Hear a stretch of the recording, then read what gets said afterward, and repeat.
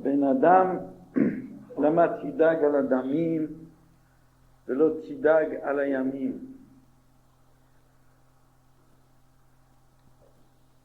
Le Païtan dit dans le Piyut, Ben Adam, pourquoi tu te soucies de l'argent? Velo tidag al ayamim, et tu ne te soucies pas de tes jours. Ki adamim enam ozrim ve ayamim enam chozrim. Car l'argent ne sert à rien et les jours ne retournent pas. Ben Adam lama tidag al adamim velo tidag al ayamim ki adamim enam ozrim ve ayamim enam ozrim. Qu'est-ce que cela veut dire Adamim enam ozrim? On ne le comprend pas. Adamim enam ozrim, l'argent ne sert à rien. C'est bien le contraire. Adamim ozrim, l'argent ça sert. Si on n'a pas d'argent, on ne peut rien faire. On ne peut pas se déplacer, on ne peut pas manger, on ne peut pas se vêtir. Adamim ozrim. Et à tel point, Adamim ozrim, c'est à tel point l'argent sert que celui qui est démuni de cette chose, il est considéré comme un mort. Hashuv kamet, anir hashuv kamet. Le pauvre est considéré comme un mort.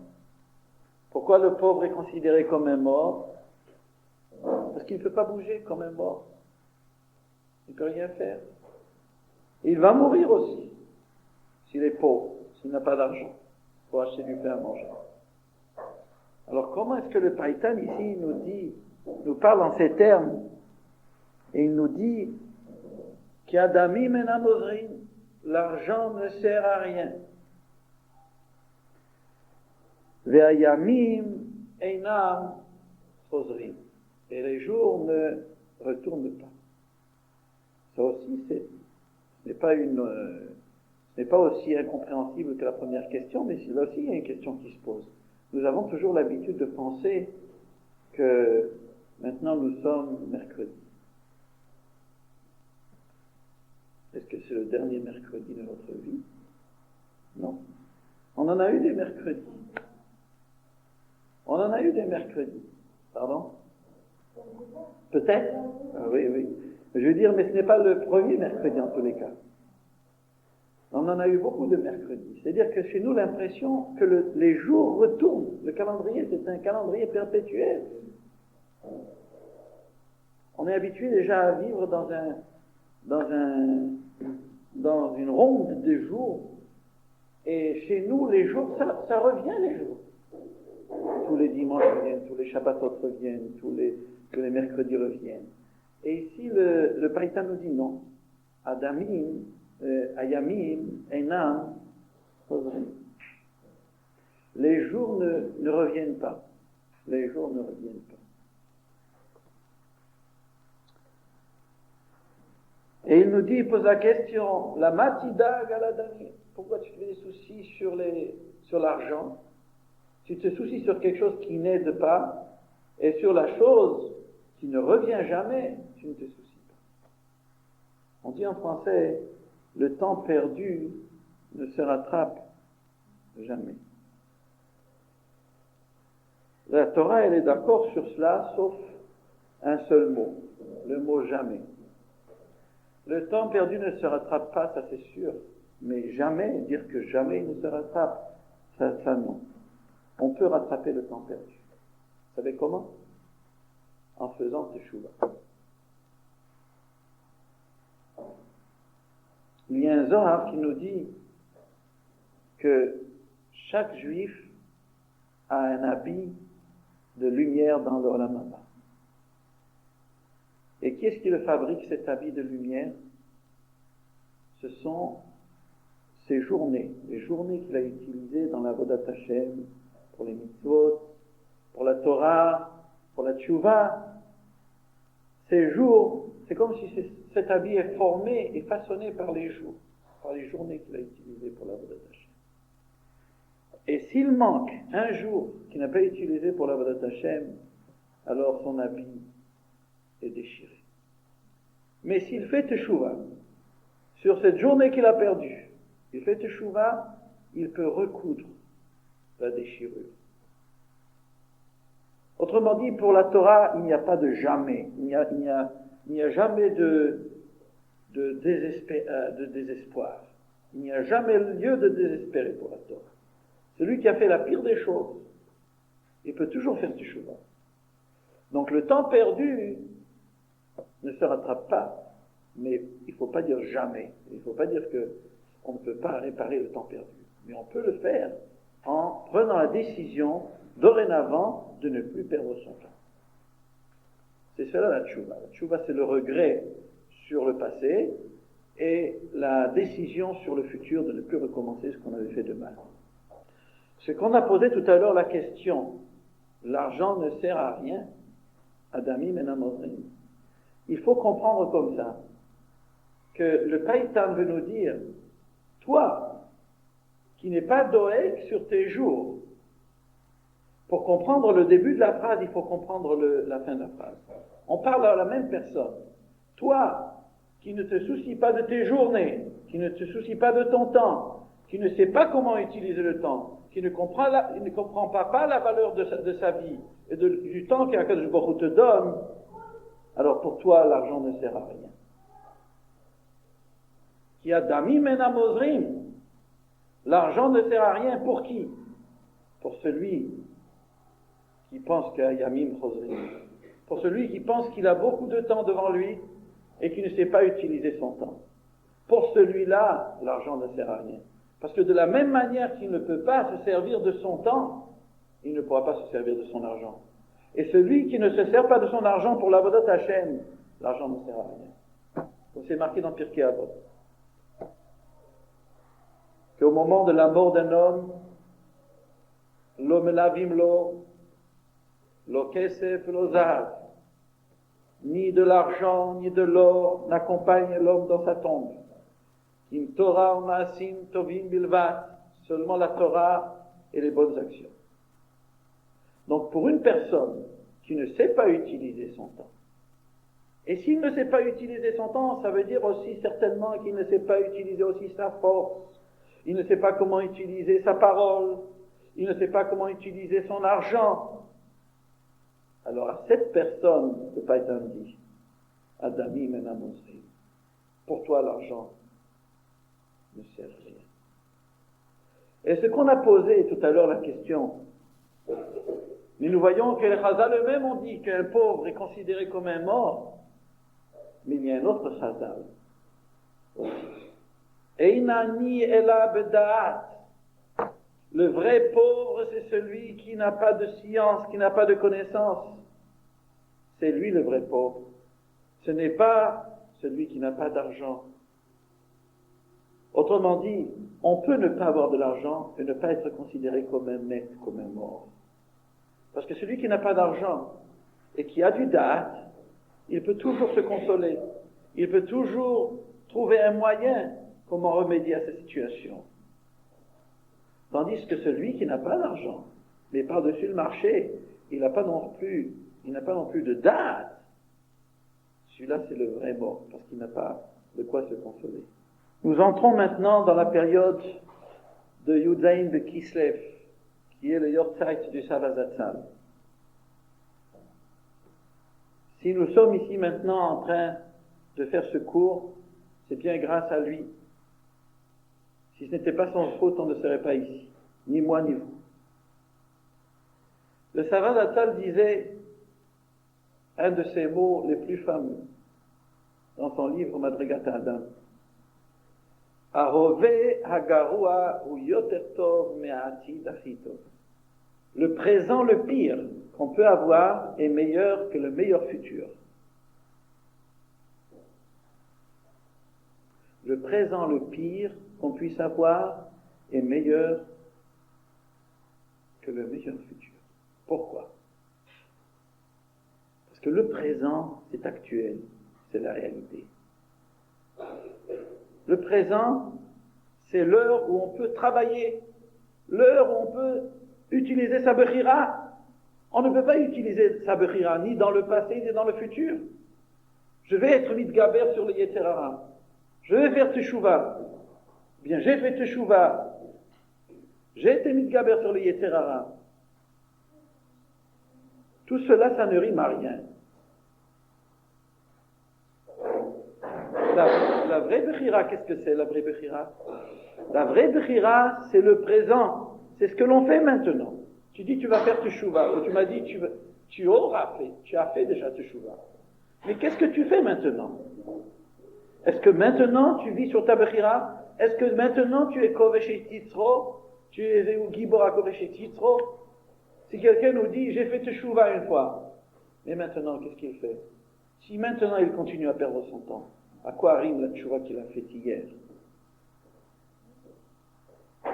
Et celui qui ne fait pas teshuva maintenant, s'il nous promet demain je fais teshuva, ça aussi on ne peut pas le croire. Ne dis pas que lorsque j'aurai le temps je vais étudier. Parce que tu ne pourras jamais avoir le temps. Comme dans cette minute tu n'as pas le temps parce que tu avais quelque chose de plus important à faire, demain aussi tu trouveras quelque chose de plus important à faire. C'est pour cela, le présent, le pire, parce que le présent c'est toujours pire chez l'homme, le présent. On a toujours des bons souvenirs, on a toujours de beaux espoirs, mais le présent, c'est le pire. Et c'est pour ça que ça me disait, le présent, le pire, est meilleur que le meilleur des futurs. Nous trouvons la même idée dans les Chazal qui nous disent Yafa sha'achat shel tshuva u'masim tovim ba'olam hazeh mikol chaye ha'olam haba. Il vaut mieux une minute, un moment de tshuva et de masim tovim dans le olam hazeh, c'est mieux que kol chaye ha'olam haba, que toutes les vies du olam haba. Et ça c'est un mot qui est très difficile à comprendre. On pose la question, est-ce qu'on peut dire que une minute du Olam Hazeh de Tshuva Masim Tovim, c'est mieux que toute la vie du Olam Haba? Qu'est-ce que c'est qu'une minute de Tshuva Masim Tovim? Qu'est-ce que c'est une minute d'étude de la Torah? Nous la négligeons. Nous ne voyons pas la valeur de cette minute. Par rapport au Olam Haba, certainement pas. Qu'est-ce que c'est qu'Olam Haba? Olam Haba, c'est un monde éternellement bien et purement bien. Il n'y a pas de ta'anouk, de joie comme le Olam Haba. On ne peut pas le comparer à une joie du Olam Hazeh, parce que dans le Olam Hazeh, toutes les joies que nous puissions avoir, il y a toujours une arrière-pensée de tristesse. Même lorsqu'un enfant naît dans la famille, imaginez-vous un bébé né, un petit garçon. Quelle joie, tout le monde dit Mazel Tov, on ouvre la bouteille de champagne. Et pourtant, derrière, dans l'arrière-pensée, il y a déjà une petite idée de tristesse. Pourquoi? Parce qu'il faut préparer la Brit Mila. Est-ce qu'on va pouvoir faire la Brit Mila en son temps? Il faut acheter un trousseau, parce qu'on va avoir l'argent. Dans l'Olam Hazeh, vous ne pouvez pas trouver. Prenez un mariage. Le mariage, c'est le plus beau jour de sa vie. Et pourtant, demandez à la Kala ou au Khatam s'il est entièrement heureux. Non, il y a toujours quelque chose qui manque. On a toujours peur de quelque chose, même si ce n'est que peut-être il va pleuvoir au moment d'un repas. Déjà, c'est suffisant pour faire une ombre dans la pensée du Khatan et de la Kala. Il n'y a pas dans l'Olam Hazeh une joie qui est comme la joie du Olam Haba, parce que Olam Haba, c'est Yom Shekulo Tov, c'est une joie qui est entière, sans aucune arrière-pensée de tristesse. Et les Chazal nous ont dit qu'une minute de Torah dans l'Olam Hazeh, apprendre la Torah pendant une minute, Yafa sha'achat, shel tshuva u'masim tovim ba'olam hazeh, mikol chaye olam haba. Comment? Est-ce que vous avez une explication là-dessus? J'ai entendu jouer une explication parce que c'est comme il a dit, c'est le Mashgiach de Geset, j'ai entendu, moi chez Shab, c'est les Bracha, qui avait dit, parce que c'est comme la pomme, vous avez la chair, la pulpe de la pomme, et vous avez les grains. Qu'est-ce qui est mieux? La chair, la pulpe ou le grain de la pomme? Pour le moment, c'est la chair. Est-ce que je vais manger les grains? C'est la chair. Mais en tant que valeur, c'est la graine. Parce que s'il n'y avait pas la graine, on ne pourrait pas planter d'autres pommiers. Vous mangez la pomme et puis c'est tout, c'est terminé. Le grain a une valeur éternelle presque. Avec la graine, je peux planter d'autres pommiers. Et avec la graine des autres pommes, je peux planter encore d'autres pommiers. Et voilà comment il avait expliqué Yafa Sha'achat Shel Tshuva Masim Tovim B'Olam Hazeh.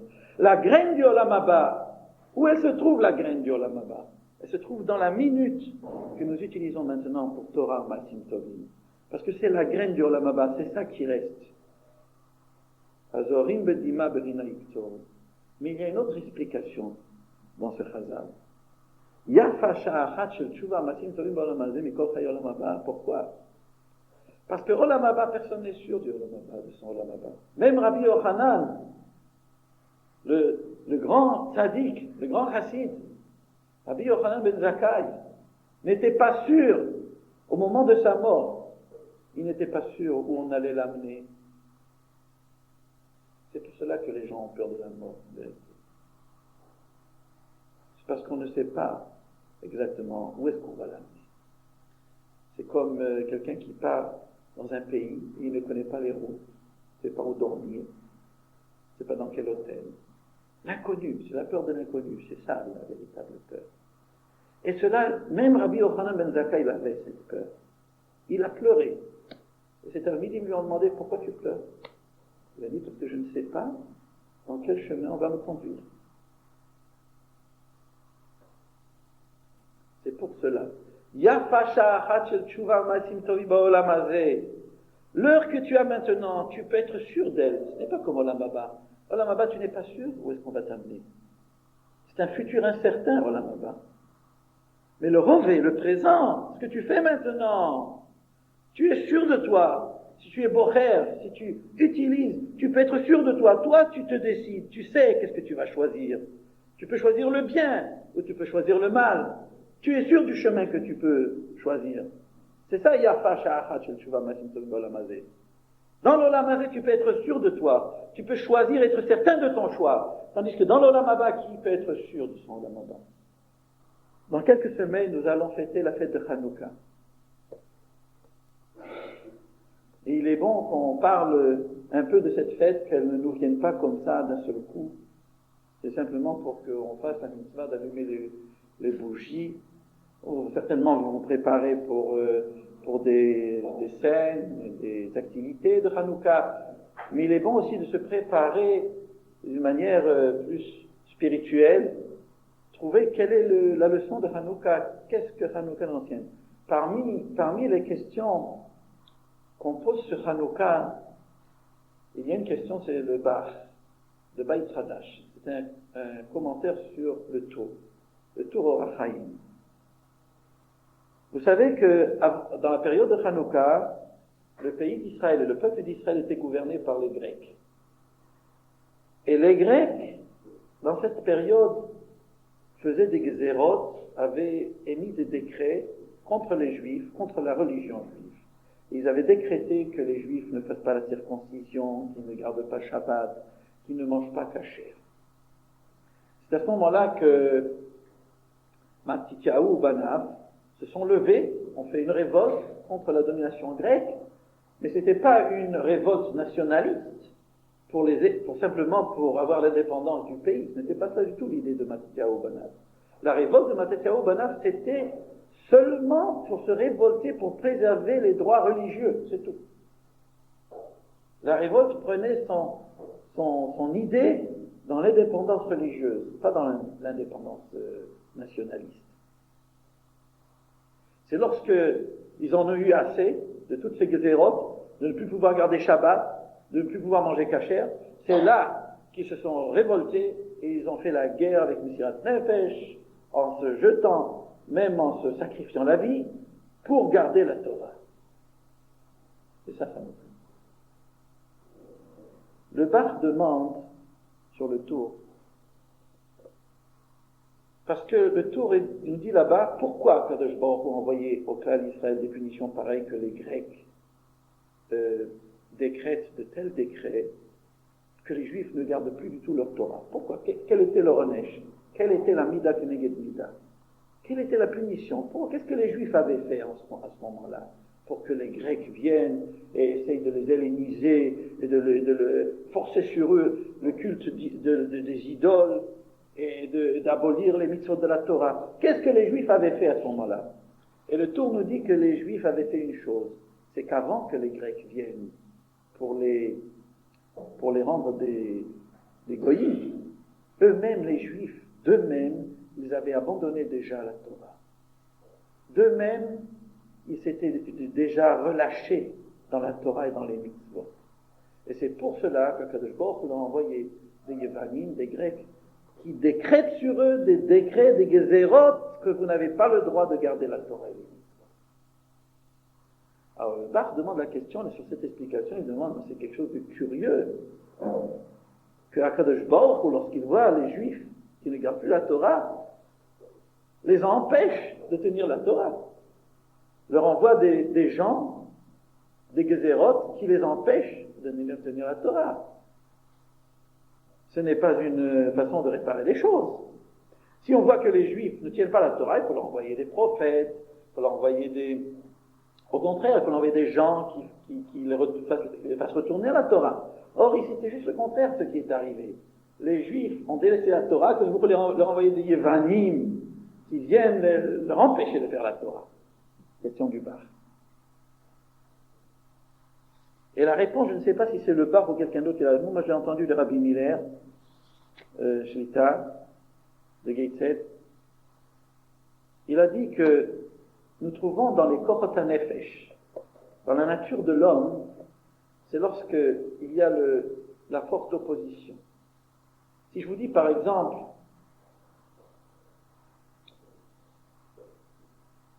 fais telle chose, vous n'aurez pas un grand désir de le faire. Mais si je vous dis ne le fais pas, là vous voudrez le faire. Il y a toujours l'esprit d'opposition. Pour un enfant, par exemple, quand on veut éduquer un enfant, il faut toujours savoir cette chose-là. Plus vous vous entêterez à dire à un enfant ne fais pas, ne touche pas le feu, ne touche pas le feu, plus il voudra le toucher.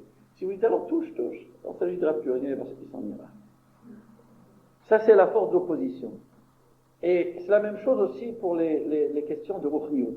Il nous raconte qu'il y avait en Allemagne, à un certain moment, les Allemands, le gouvernement allemand, c'était bien avant la période d'Hitler, le gouvernement allemand avait décrété une fois d'empêcher la shrita.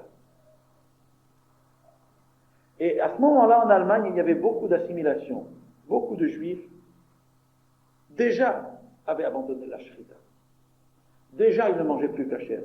Et déjà, ils ne tenaient plus le Shabbat. Il y avait beaucoup d'assimilation en Allemagne. Et à ce moment-là, il y a eu un décret du gouvernement d'empêcher la shrita. Alors, il nous raconte quelque chose de curieux. Même les Juifs assimilés, même les docteurs et les professeurs d'université, tous ceux-là qui avaient déjà abandonné la Torah et qui étaient entièrement assimilés, se sont révoltés contre le décret et ils ont protesté contre le décret d'abolir la shrita et à la fin, ce décret n'est pas passé, n'a pas été accepté au gouvernement. Alors, il nous fait remarquer d'ici, regardez, des gens qui sont déjà assimilés, des gens qui ont d'eux-mêmes abandonné la shrita. Lorsqu'on vient et qu'on leur dit, tu n'as pas le droit de faire la shrita, eux-mêmes ils se révoltent et eux me disent, non, maintenant je veux manger kasher. Tant que vous m'avez dit, vous ne m'avez pas contrarié, vous m'avez dit, fais ce que tu veux, on te donne la liberté, les droits de l'homme. Ces gens-là d'eux-mêmes se sont assimilés. Ces gens-là d'eux-mêmes ont abandonné la shrita. Mais dès qu'on est venu, on leur a dit, on vous défend la shrita, là ils ont voulu commencer à manger kasher. Là ils se sont révoltés contre le décret. Vous voyez, la nature de l'homme, c'est toujours, lorsqu'il a le choix de lui-même, il néglige. Mais lorsqu'on lui empêche, on lui barre la route, on lui dit, tu n'as pas le droit de passer par ici, c'est à ce moment-là qu'il prend conscience de sa valeur, il dit, non, j'ai le droit de faire ce que je veux. J'ai le droit de choisir. C'est ce qu'on appelle, dans le langage du Moussa, on appelle ça, Ces deux sentiments opposés, on les appelle, l'un on l'appelle pâte de salaud, celui qui a du pain dans son panier, qui ne ressent jamais la faim. On dit dans le Moussar, celui qui a du pain dans son panier ne ressent jamais la faim. Vous partez en voyage, et vous n'avez même pas apporté un sandwich. Au bout d'une demi-heure, vous vous sentirez déjà affamé. Si vous avez dans votre sac un sandwich, mais si vous avez dans votre sac un sandwich, déjà le fait que vous avez le sandwich en réserve, ça vous apaise votre faim. Pourquoi? C'est ce qu'on appelle, ce sentiment-là, on l'appelle pâte de salaud, du pain dans son panier. On est rassasié, on sait qu'on a la chose, on a la possibilité. Tant qu'on sait qu'on a la possibilité de faire la Torah, personne ne nous en empêche, alors on néglige. On n'a pas faim de faire la Torah. Déjà en réserve, je peux faire tchouva toujours, je peux toujours faire la Torah. Mais dès le moment où vous n'avez plus ce pain dans votre panier, on vous empêche de faire la Torah, là vous vous sentez affamé de la Torah. Le sentiment opposé, celui qui est affamé, celui qui n'a pas de pain dans son panier, on appelle ça aussi Ma'im Genuvinim Taku, de l'eau volée à un goût meilleur, à un goût doux. Vous avez de l'eau que vous prenez du robinet. Ça n'a pas tellement de goût. Mais si l'eau est gardée avec des gens, personne n'a le droit de toucher à cette eau-là, et vous allez la nuit en rampant et vous volez un verre d'eau. Cette eau a un meilleur goût. Ma'im Genuvinim Taku. De l'eau volée, elle devient sucrée. Et cela on dit pour beaucoup de choses. Il y en a qui disent par exemple que tout le Yetzer Hara, pour un homme religieux de manger par exemple quelque chose qui n'est pas cachère, ce n'est pas parce que peut-être le cochon a un meilleur goût que la viande de bœuf, c'est pas ça. C'est justement le fait que c'est défendu. Il y a la curiosité, Ma'im Genovim. C'est l'interdiction qui donne le goût à la chose. Mais en vérité, celui qui mangeait du cochon verrait qu'il n'y a pas plus de bon goût qu'un beefsteak cachère. Pourquoi il y a des gens qui ont tellement de nisayon? Pas pour nous. Nous n'avons pas ce nisayon, mais je vous donne un exemple. Justement, l'interdiction, le fait que c'est défendu, on voudrait goûter à l'interdiction, on voudrait goûter à ce qui est défendu. Ça, c'est Ma'im Genuvinim. Et il y va de même pour la Torah. Lorsque les Juifs peuvent faire la Torah, par exemple en France, nous ne sommes pas en Russie ici, nous sommes en France. Vous voulez apprendre la Torah nuit et jour, allez-y. Vous voulez montrer avec des payotes dans la rue avec la barbe, allez-y. Personne ne vous empêche. Vous voulez mettre des titites, vous pouvez y aller. Vous pouvez faire même un office en plein air aux Champs-Élysées, personne ne vous en empêchera. Mais en Russie où les Juifs doivent se cacher. Je viens de lire un article maintenant sur des Juifs russes qui sont immigrés en Amérique, à New York. Lorsqu'ils étaient en Russie, ils voulaient montrer qu'ils étaient juifs. Parce qu'on leur empêchait de montrer qu'ils étaient juifs. À New York, personne ne dit rien, on leur interdit rien. Là-bas, ils se laissent aller, ils se laissent assimiler. Il faut maintenant faire des écoles pour eux, pour leur enseigner depuis la Aleph-Bet. Tant qu'ils étaient en Russie, on leur empêchait d'être des juifs. Ils voulaient, ils criaient, je suis juif. En Amérique, où personne ne leur empêche d'être juif, là, au contraire, ils veulent se montrer américains. Comme n'importe quel américain dans la vie. C'est pour cela, les Chazal nous ont dit, Pirkei Avot, Imata mevatel mina Torah, si tu laisses la Torah, je vais t'envoyer beaucoup de choses qui vont t'empêcher de faire la Torah. Je vais t'envoyer des empêchements pour faire la Torah. Si toi, tu délaisses la Torah de ton propre gré, je vais t'envoyer des empêchements qui t'empêcheront de faire la Torah. Est-ce que c'est un acte de vengeance de la part d'Akadosh Baruch Hu pour cela? Non, pas du tout. C'est simplement qu'Akadosh Baruch Hu veut te faire prendre conscience des valeurs de la Torah. Alors, tout le temps, tu n'avais pas d'empêchement pour faire la Torah, tu laissais la Torah. Alors, Akadosh Baruch Hu nous envoie des empêchements qui t'empêchent de faire la Torah. À ce moment-là, tu voudras faire la Torah. C'est à ce moment-là, lorsque tu ne pourras plus faire la Torah, c'est à ce moment-là que tu voudras la faire. Mais Chazal nous ont dit, quand j'ai voulu, tu n'as pas voulu. Et maintenant que tu veux, moi je ne veux pas. C'est pour cela, dans la période de Hanouka, Akadosh Baruch Hu a vu que les Juifs délaissaient la Torah de leur propre gré. Il leur a envoyé des Yevanim. Il leur a envoyé des Yevanim qui leur disent, si vous faites la circoncision, si vous faites la Brit Mila, celui qui fait la Brit Mila, il a un ordre d'être exécuté. Alors à ce moment-là, lorsque les Juifs ont vu qu'on leur empêchait de faire la Torah, à ce moment-là, c'est réveillé en eux le Cheshek de faire la Torah. Il y a des Juifs qui étaient tout à fait assimilés en la dernière guerre mondiale, et lorsqu'il a fallu lorsqu'on leur a mis l'étoile jaune avec le mot juif sur le bras, c'était un décret de Hitler. À ce moment-là, ils ont commencé à étudier le judaïsme. Des gens qui n'avaient jamais fait des brachot, qui n'avaient jamais su ce que c'était d'être un juif, qui ne savaient jamais ce que c'était qu'écrire Kriyat Shema, le jour où on leur a fait porter le Magen David, et celui qui ne le portait pas devait aller en prison. À ce moment-là, ils se sont intéressés au judaïsme. À ce moment-là, ils ont commencé on me dit que je suis juif. On veut m'humilier que je suis juif. Je suis fier d'être juif. À ce moment-là, il dit, je suis fier d'être juif. Mais tant qu'on ne les a pas humiliés, on avait honte d'être juif. On se cachait. On enlevait la kippa. On prenait des noms goy. Paul, Pierre, Jacques. Seulement lorsqu'on est venu, on a voulu les humilier. Il y avait un décret, une des lois de Nuremberg que Hitler avait fait, c'était que chaque garçon juif soit appelé Israël et chaque fille juive soit appelée Sarah. Et c'était interdit d'appeler un autre nom. C'était une des lois de Nuremberg que Hitler avait fait. Que d'appeler les enfants avec des noms juifs, authentiquement juifs. Tant qu'on donnait aux juifs là l'honneur comme des goyim, ils peuvent faire n'importe quoi comme des goyim, on avait honte d'être juifs. On voulait devenir comme des goyim. Lorsqu'Hitler est venu, les juifs ont dit, on veut m'humilier. Pourquoi? Je suis juif, je suis fier d'être juif. À ce moment-là, on n'avait plus honte d'être juif. C'est ce qui s'est passé à Hanouka.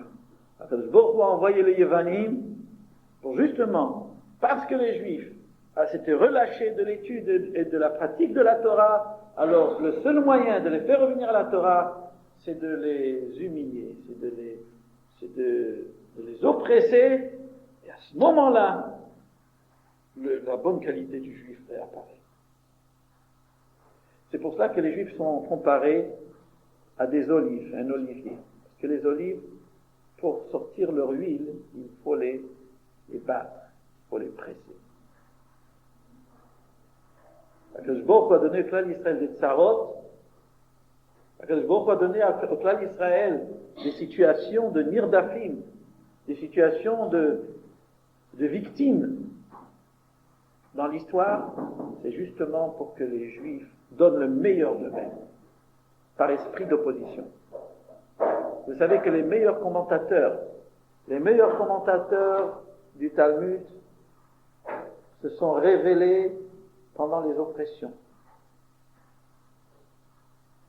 Vous avez par exemple, au temps des croisades, il y avait en France, il y avait les Rishonim. Il y avait en Espagne, au moment de l'Inquisition, il y avait le Rambam. Il y avait des grandes lumières en Espagne. Et en Pologne, pendant les périodes des pogroms, il y avait le Shach, qui est un commentateur sur le Shulchan Aruch.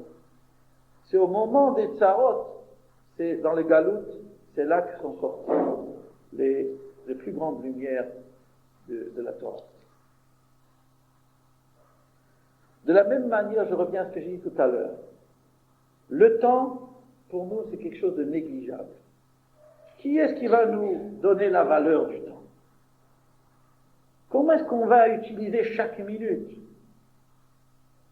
pour étudier la Torah, pour ne pas perdre son temps?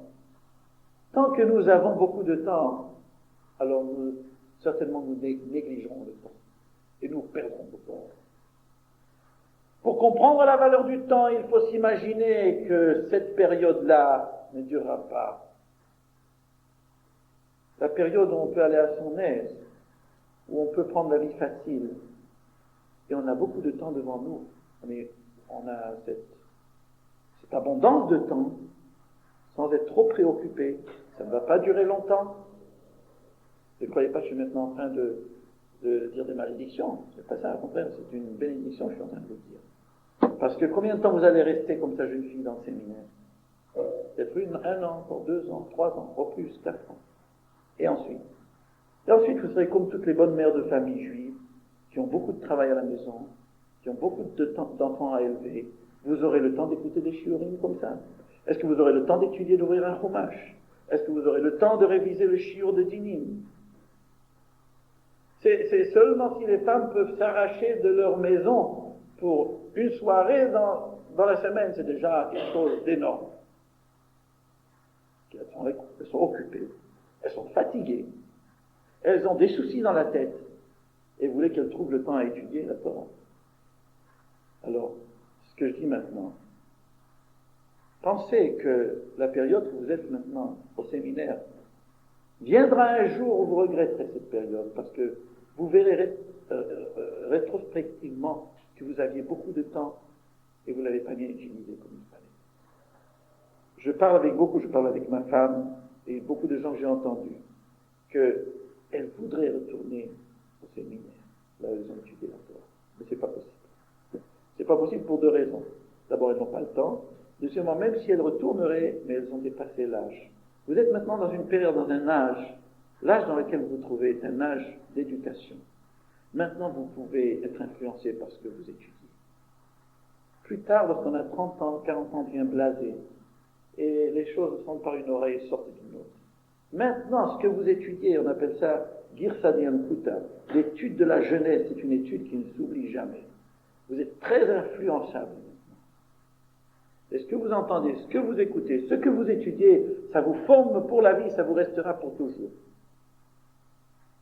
Pour pouvoir apprécier le temps que vous avez maintenant et l'opportunité que vous avez. Les Chazal nous ont dit, faites toujours attention, qu'un jour viendra, tu n'auras plus cette opportunité-là. Un jour viendra, tu n'auras plus cette possibilité-là. Ça ne va pas durer toujours. Alors, essayons d'utiliser le présent. Essayons d'utiliser le temps, maintenant. Et ne nous laissons pas comme ça distraire en pensant que le présent, c'est la pire des heures, et que nous pouvons simplement perdre le temps en rêvant, ou en pensant à des bêtises, ou en faisant n'importe quoi. Parce que si nous négligeons le présent, cela veut dire que nous négligeons toute notre vie. Nous négligeons notre passé, nous négligeons notre futur. Voilà, peut-être c'est ça une des leçons que nous pouvons tirer de Hanouka. Que la lumière ne se voit que dans l'obscurité.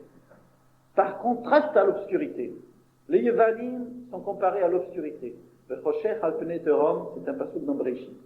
L'obscurité était sur la surface de l'abîme, c'est Malchut Yavan, c'est le gouvernement grec, qui ont obscurci les yeux du clan d'Israël avec leurs xérotes. Donc les Yevanim ont fait une obscurité spirituelle chez les Juifs. C'est à ce moment-là que les lumières de Hanouka ont commencé à briller. Et comment elles ont commencé à briller? Lorsqu'on s'est rendu soi-même conscient de notre valeur. En faisant Messirat Nefesh, en utilisant la Bechira 100%, en utilisant le présent, en comprenant que notre devoir ici maintenant, c'est de combattre l'obscurité. Plus il y a d'obscurité, plus il y a d'empêchement, nous pouvons aussi faire briller la flamme d'une manière plus vive. Et on n'a pas besoin d'une aussi grande flamme. Alors, réfléchissons bien. Que nous n'aurons pas toujours cette opportunité-là d'être Baal Bechira. Comme il nous a dit Shlomo HaMelech dans Mishlei, Kol ma shebekochacha la'asot aseh. Tout ce que tu as dans ta force de faire, fais-le. Kien maaseh v'cheshbon v'da'at v'chokhma. Car il n'y a ni action, ni calcul, ni science, ni connaissance, Basheol, Asher ata olech shama. dans la tombe où tu vas. Réfléchissons que le présent que nous avons maintenant, c'est un présent que nous pouvons utiliser à fond. Nous pouvons faire de ces minutes-là qui passent des parcelles d'éternité. Nous pouvons éterniser le présent en l'utilisant pour des choses éternelles, pour des valeurs éternelles. Ben Adam, la matidag à la dami. Pourquoi tu te soucies sur des choses temporaires, l'argent qui part, qui ne reste pas, ou pour d'autres choses qui partent et qui ne restent pas, pour des choses éphémères? Pourquoi tu te soucies de ces choses éphémères? Velotidag à la yamin, au lieu de te soucier sur tes jours qui, eux, ne reviennent pas. Soucie-toi de tes jours et éternise-les, fixe-les, fixe chaque minute, chaque jour de ta vie, utilise-les pour la Torah, pour les mitzvot. Tes journées deviendront éternelles. Et de tes journées sera formée la vie que tu vêtiras dans le Olam Haba. Un habit de lumière, un habit de yamin, de jour. Pour vous mentionner quelque chose, un passouk dans Michelet, le chien vivant vaut mieux que le lion mort. C'est un machal. Qu'est-ce que ça veut dire? Le chien vivant vaut mieux que le lion mort. Le Rabbeinu Yonah dans Sharet Shuvah nous explique Adam apachot bechayav, l'homme le plus médiocre, tant qu'il est vivant, yachol hasig ma'alot, il peut encore acquérir des qualités, she'ena tzadik amet yachol hasigam, que même un tzadik qui est déjà mort ne peut pas avoir. Un homme qui est un maret, qui est un ignorant, qui est médiocre, tant qu'il est vivant, a la possibilité d'acquérir des valeurs que le tzaddik qui est déjà mort ne peut plus acquérir. Autrement dit, vous maintenant et nous qui sommes ici, dans le présent, nous pouvons atteindre des valeurs que même Moshe Rabbeinu ne peut plus atteindre. Voilà la valeur, comment il faut concevoir la valeur d'être vivant et la valeur du temps. Parce que la valeur de se sentir conscient d'être vivant et utiliser la vie à plein, cela va de pair en comprenant aussi la valeur du temps. Celui qui ne connaît pas la valeur de la vie ne connaît pas la valeur du temps, et celui qui ne connaît pas la valeur du temps ne connaît pas la valeur de la vie. Celui qui ne connaît pas la valeur du temps vit une vie de drogué. Il dort avec les yeux, ou bien il est mort, et on croit qu'il est vivant mais il est mort. Il ne se sent pas vivre, il ne sait pas comment utiliser sa vie. Et on entend des tas de gens qui nous disent c'est bien dommage, mais je ne sais même pas pourquoi je suis vivant. On a entendu l'histoire d'une femme juive qui était pieuse même, et elle s'est suicidée. Elle a laissé une note, ce n'est pas la faute de mon mari, ne blâmez personne, je ne sais même pas pourquoi je fais ça.